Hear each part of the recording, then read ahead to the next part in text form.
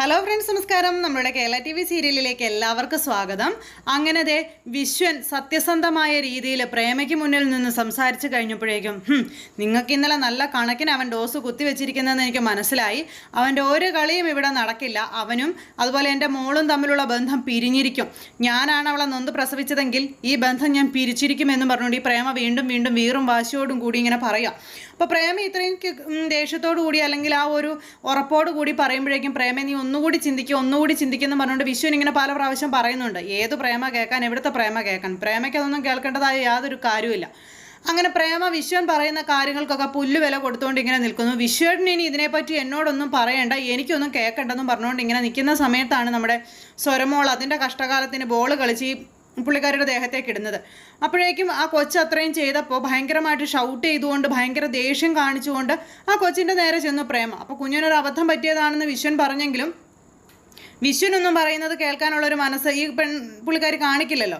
അപ്പോൾ എന്തായാലും കൊച്ചിങ് വന്നപ്പോൾ നിന്നെ ഇന്ന് ഞാൻ അപ്പോൾ സോറി അമ്മമ്മയെന്ന് പറഞ്ഞാൽ കൊച്ചു വരുന്നത്. പക്ഷേ എവിടെ നിന്ന് തൻ്റെ ദേഹത്തേക്ക് വീഴിച്ചു, കയ്യിലിരുന്നെല്ലാം തട്ടിക്കളഞ്ഞു. ഇതൊക്കെയാണ് പ്രേമയുടെ ദേഷ്യം. പ്രേമ ഇങ്ങനെ ആ കൊച്ചിനെ തല്ലാൻ പാകത്തിന് ഇങ്ങനെ നിൽക്കുന്ന സമയത്ത് കൈ ഓങ്ങിച്ചെന്നപ്പോഴേക്കും നമ്മുടെ അനന്യ അവിടെ നിന്ന് വന്നിട്ട് കൈക്ക് കയറി അങ്ങ് പിടിച്ചു. തൊട്ട് പോകരുത് എൻ്റെ കുഞ്ഞിനെന്ന് പറഞ്ഞു. അപ്പോൾ അത് കേട്ട് കഴിഞ്ഞപ്പോഴേക്കും കൊച്ചു ഇങ്ങനെ ഇറങ്ങുന്ന നിന്ന് കേൾക്കുവാണ്. നീ ആർക്ക് വേണ്ടിയാടി ഇതുപോലെ ഇവിടെ കിടന്ന് ത്യാഗം സഹിക്കുന്നത്, അല്ലെങ്കിൽ ആർക്ക് വേണ്ടിയാണ് നീ ഇതുപോലെയൊക്കെ കിടന്ന് പറയുന്നതെന്ന് അമ്മ മകളോട്, അതായത് അനന്യയോട് ചോദിക്കുകയാണ് നമ്മുടെ പ്രേമ. അപ്പോൾ എനിക്ക് അധികാരാവകാശമൊന്നും ഇല്ലായിരിക്കാം, പക്ഷെ നിങ്ങൾക്ക് എന്താ അവകാശം ഉള്ളത്? നിങ്ങളുടെ കൊച്ചുമോളാണോ സ്വരമോള്? അല്ലല്ലോ. അപ്പോൾ കൊച്ചു ഇത് കേട്ടപ്പോൾ ഞെട്ടിപ്പോയി. നിങ്ങളുടെ സ്വരമോൾ അല്ലല്ലോ എന്ന് പറഞ്ഞപ്പോൾ പിന്നെ ഞാൻ ആരാ എന്നുള്ളൊരു ചോദ്യമാണല്ലോ അവിടെ വരുന്നത്. അപ്പോഴേക്കും നമ്മുടെ കൊച്ചിങ്ങനെ നോക്കുവോട്ടെ, പിന്നെ ഞാൻ ആരാ എന്നുള്ളൊരിതിൽ. അപ്പോൾ അത് കേട്ട് കഴിഞ്ഞപ്പോൾ ഈ പുള്ളിക്കാരിയും വല്ലാതെയായി. കാരണം അനന്യ കയറി അങ്ങനെ ചോദിക്കുമെന്നുള്ളൊരു കാര്യം ഒട്ടും പ്രതീക്ഷിച്ചില്ല. അപ്പോൾ കുഞ്ഞ് ചോദിച്ചു, ഞാൻ ആരാണെന്നോ? ഞാൻ മമ്മിയുടെ മോളല്ലേ, ഞാൻ അമ്മമ്മയുടെ കൊച്ചുമോളല്ലേ എന്നൊക്കെ കൊച്ചിങ്ങനെ ചോദിച്ചു. അപ്പോഴേക്കും ഇവർക്ക് പറയാനൊന്നുമില്ല. അപ്പോൾ അത് വിശ്വൻ തന്ത്രപരമായിട്ട് ഇങ്ങനെ സംസാരിച്ച് ഇവർ രണ്ടുപേരും കൂടെ വഴക്കുണ്ടാക്കിയപ്പോൾ പറഞ്ഞതാണ്, മോൾ അതൊന്നും ഓർത്ത് വിഷമിക്കണ്ടെന്ന് പറഞ്ഞു. ഇല്ല, എന്തോ കള്ളത്തരം എന്നോട് പറയാതെ സംഭവിച്ചിട്ടുണ്ട്, എന്താണെന്ന് എന്നോട് പറയാനൊക്കെ സ്വരമോൾ ഇങ്ങനെ പറഞ്ഞു. അപ്പോഴേക്കും മമ്മി ചുമ്മാ പറഞ്ഞല്ലേടാന്നൊക്കെ പറഞ്ഞ് അങ്ങനെ അനന്യ ഇത് പറഞ്ഞെങ്കിൽ പോലും കുഞ്ഞിനത് വിഷമമായിട്ടോ. കുഞ്ഞ് എന്നിട്ട് ഒന്നും മിണ്ടാതെ അകത്തേക്ക് കയറിപ്പോയി. കൊച്ചകത്തേക്ക് കയറിപ്പോയി കഴിഞ്ഞപ്പോൾ പ്രേമ ഇങ്ങനെ ഒന്നും മിണ്ടാട്ടോ ഇല്ല ഇവിടെ നിൽക്കുമ്പോഴേക്കും അനന്യ വന്നിട്ട് പറഞ്ഞു, ദേ ഒരു കാര്യം ഞാൻ അമ്മയോട് പറഞ്ഞേക്കാം, ഏത് നേരവും കുഞ്ഞിനായിട്ട് ഉപദ്രവിക്കാൻ ഞാൻ സമ്മതിക്കത്തില്ല. ആ കുഞ്ഞിനോട് അമ്മ ചെയ്ത ക്രൂരതയൊക്കെ എല്ലാം എനിക്കറിയാം. ഒന്നും കണ്ടില്ല കേട്ടില്ല എന്ന് വെച്ച് ഞാൻ പോകുന്നെന്ന് കരുതി തലയിൽ കയറിയിരിക്കാൻ അമ്മ ശ്രമിക്കരുതെന്ന് പറഞ്ഞു. അപ്പം അമ്മ ആ കുഞ്ഞിനെ ഉപദ്രവിക്കുന്നുണ്ടെന്ന് അനന്യയ്ക്ക് മനസ്സിലായെന്നുള്ള കാര്യം മനസ്സിലായി. അപ്പോൾ എന്തൊക്കെയോ വലിയ രഹസ്യങ്ങൾ ഇതിനിടയിലുണ്ട്. അപ്പോൾ ഇവർക്കിടയിൽ ഇങ്ങനെയുള്ള സംസാരം കഴിഞ്ഞു. നമ്മുടെ അനന്യ അങ്ങ് യാതൊരു കൂസലും ഇല്ലാതെ പോയി. അനന്യ അങ്ങ് പോയി കഴിഞ്ഞപ്പോൾ അനന്യ നേരെ പോകുന്ന കൊച്ചിൻ്റെ അടുത്തേക്ക്. കാരണം കുഞ്ഞത് കേട്ടതിൻ്റെ ആ ഒരു വിഷമം എന്തായാലും ആ കുഞ്ഞ് മനസ്സിനുണ്ടാകും. അപ്പോൾ പിന്നെ ആ ഒരു മനസ്സിൻ്റെ സങ്കടം മാറ്റുക അത് അനന്യയുടെ ഉത്തരവാദിത്വമാണ്. അതുകൊണ്ട് തന്നെ അനന്യ അങ്ങോട്ടേക്ക് പോയത്. ഈ സമയത്ത് വിശ്വൻ, നിനക്ക് വെള്ളത്തിൻ്റെ ആവശ്യം ഉണ്ടായിരുന്നോ, എന്തിനാ ഇങ്ങനെയൊക്കെ ചെയ്യാൻ പോയതെന്ന് ചോദിച്ചപ്പോൾ, എനിക്ക് ആ പെണ്ണിനെ കാണുന്നത് തന്നെ ഇഷ്ടമല്ല, എൻ്റെ കുഞ്ഞിൻ്റെ ജീവിതം നശിപ്പിക്കാൻ കൂടിയവളവൾ, അവളെ ഞാൻ ഒരിക്കലും ഞാൻ അംഗീകരിക്കില്ലെന്നൊക്കെ പറഞ്ഞ് അങ്ങനെയൊക്കെ പറയണു. അപ്പോൾ അതൊക്കെ കേട്ട് കഴിഞ്ഞപ്പോൾ വിശ്വം പറഞ്ഞു, നീ ഒന്നും മറന്നു പോകരുത്, നിൻ്റെ മകളുടെ കുറവുകൾ നീ മറന്നു പോകരുത് എന്നൊക്കെ പറഞ്ഞു. എൻ്റെ മകൾക്ക് കുറവുണ്ടെങ്കിലേ അതിനേക്കാളും വലിയ കുറവുള്ളവനാ അവളുടെ ഭർത്താവെന്ന് പറയുന്നവൻ. അതുപോലെ കൊച്ചും അവറ്റകളെയൊന്നും ചുമക്കേണ്ട കാര്യം ഇവിടെ ആർക്കും ഇല്ലെന്നും പറഞ്ഞായി. പിന്നെ അങ്ങനെ അങ്ങോട്ടും ഇങ്ങോട്ടും ഇവർ തമ്മിൽ സംസാരിക്കുന്നു. ഈ സമയത്ത് കുഞ്ഞിൻ്റെ അടുത്തേക്ക് അനന്യ ചെന്ന് കൊച്ചിനെ സമാധാനിപ്പിക്കുക. കൊച്ചു ചോദിച്ചു, മമ്മി എന്താ അങ്ങനെ പറഞ്ഞത്, എൻ്റെ അമ്മമ്മയല്ലേ അത്, ഞാൻ പിന്നെ ആരാ, ഇതൊക്കെ കൊച്ചിങ്ങനെ ചോദിക്കുന്നു. അപ്പോൾ അത് കേട്ട് കഴിഞ്ഞപ്പോൾ കൊച്ചിങ്ങനെയൊക്കെ ചോദിച്ചല്ലോ, അത് അനന്യയ്ക്ക് വലിയ വിഷമമായി. അനന്യ പറഞ്ഞു, മോള് വിഷമിക്കേണ്ട, അതൊക്കെ ഞാൻ അമ്മമ്മയോട് വെറുതെ പറഞ്ഞതല്ലേ, എൻ്റെ മോളെ വിഷമിപ്പിക്കുന്നത് കണ്ടപ്പോൾ അമ്മയ്ക്ക് സഹിച്ചില്ല, അതുകൊണ്ട് മമ്മി പറഞ്ഞതാണെന്നും പറഞ്ഞ് കൊച്ചിനോട് പറയാം. എന്നിട്ട് ആ കൊച്ചിനെ ഒരു തരത്തിൽ പറഞ്ഞ് ഇങ്ങനെ വിശ്വസിപ്പിച്ചെടുക്കുവാണേ. ഈ സമയത്ത് പിന്നെ കാണിക്കുന്നത് നമ്മുടെ സുമിത്രയാട്ടോ. സുമിത്ര ഇങ്ങനെ വീട്ടിൽ വിഷമിച്ചിരിക്കുന്ന സമയത്ത് സുമിത്രയുടെ ഫോണിലേക്ക് വക്കീലിൻ്റെ കോൾ വന്നു.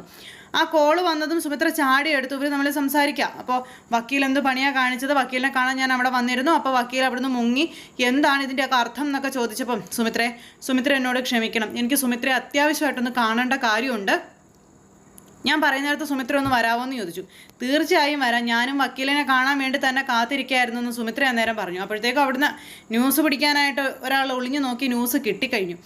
അങ്ങനെ സുമിത്രയും വക്കീലും കൂടെ സംസാരിച്ചത് മുഴുവൻ അവിടെ നിന്ന് ഒളിഞ്ഞു നിന്ന് കേട്ടു സരസ്വതി അമ്മ. അപ്പോൾ ഈ വീട്ടിൽ വെച്ച് അധികം സംസാരിക്കുന്നത് സേഫ് അല്ല എന്ന് അറിയാവുന്നത് കൊണ്ട് സുമിത്ര ഒരു പരിധി കൂടുതൽ അവിടെ വെച്ച് സംസാരിച്ചിട്ടൊന്നുമില്ല. സുമിത്ര അവിടെ നിന്ന് പോകാനുള്ള പരിശ്രമങ്ങളാണ് നോക്കുന്നത്. അപ്പോൾ വക്കീൽ പറഞ്ഞാൽ മതി, ഞാൻ അങ്ങോട്ട് വരാമെന്ന് പറഞ്ഞ് വക്കീൽ സ്ഥലവും പറഞ്ഞു.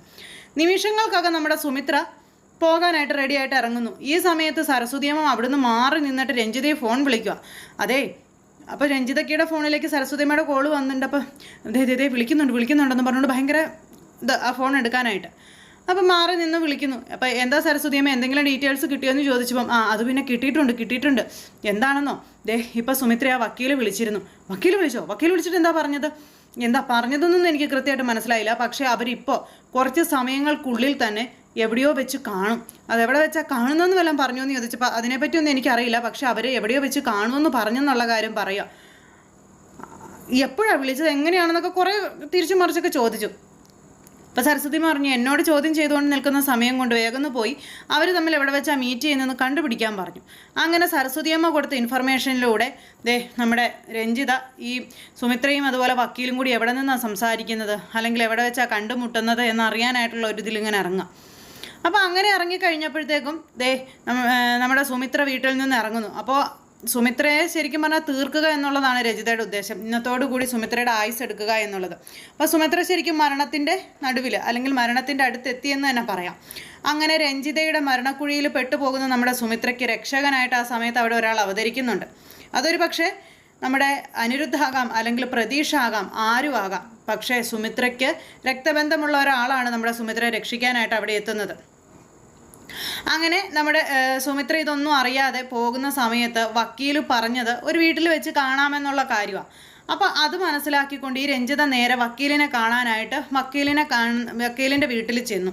അപ്പോൾ വക്കീലിൻ്റെ വീട്ടിൽ ചെന്ന് കഴിഞ്ഞപ്പോൾ അവിടുത്തെ വക്കീലിൻ്റെ ഭാര്യ ഉണ്ടായിരുന്നുള്ളൂ. പുള്ളിക്കാരിയെ കണ്ടപ്പോഴത്തേക്കും ഭയങ്കര ചിരിച്ച് കളിച്ച് ഒന്നും അറിയാത്തതുപോലെ, ഞാനൊന്നും അറിഞ്ഞില്ലേ രാമനാരായണ എന്നുള്ളൊരു മട്ടിൽ. കാരണം സുമിത്ര അവിടെ വരികയും കാണുകയും മീറ്റ് ചെയ്യുകയും ഒക്കെ ചെയ്യാം എന്നുള്ളൊരിതിലാണ് കണക്കൂട്ടലിൽ അവർ പോയിരിക്കുന്നത്.